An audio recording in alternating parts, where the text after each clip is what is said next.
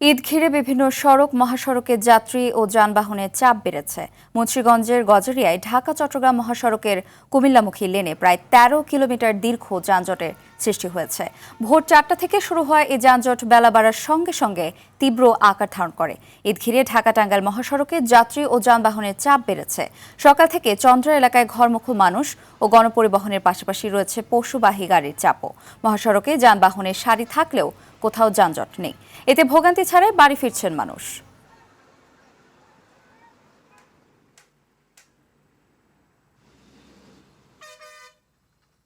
কার কাছে শিখলা? এই যে রাধুনী রেডিমিক্স গরুর মাংসের মশলা। গরু রান্নায় গুরু হওয়া কোনো ব্যাপারই না। দর্শক এ বিষয়ে আরো জানাতে গাজীপুরের কালিয়াকৈর থেকে সরাসরি যোগ দিচ্ছেন সহকর্মী কামাল হোসেন বিপ্লব। বিপ্লব, যাত্রী ও যানবাহনের চাপ কেমন দেখছেন জানাবেন।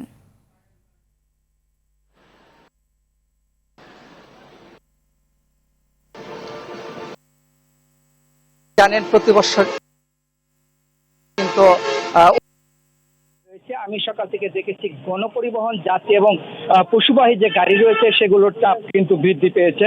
আপনারা জানেন সরকারি অফিস আদালতের আজকে কিন্তু কর্মদিবসের শেষ দিন, যার ফলে তাদের স্ত্রী সন্তান এবং বিভিন্ন ছোট ছোট কারখানা ছুটি হয়েছে, যার ফলে চন্দ্রা এলাকাতে কিন্তু যাত্রীর চাপ বেড়েছে। অভিযোগ রয়েছে গাড়ির কিন্তু গণপরিবহনের ভাড়া বেশি চাচ্ছে।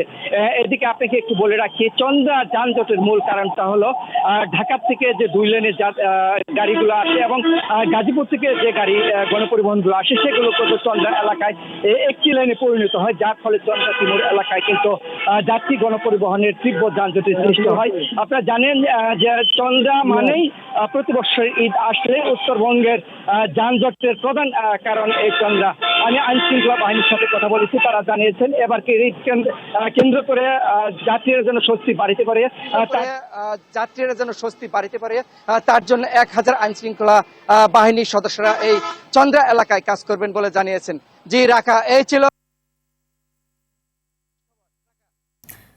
ধন্যবাদ।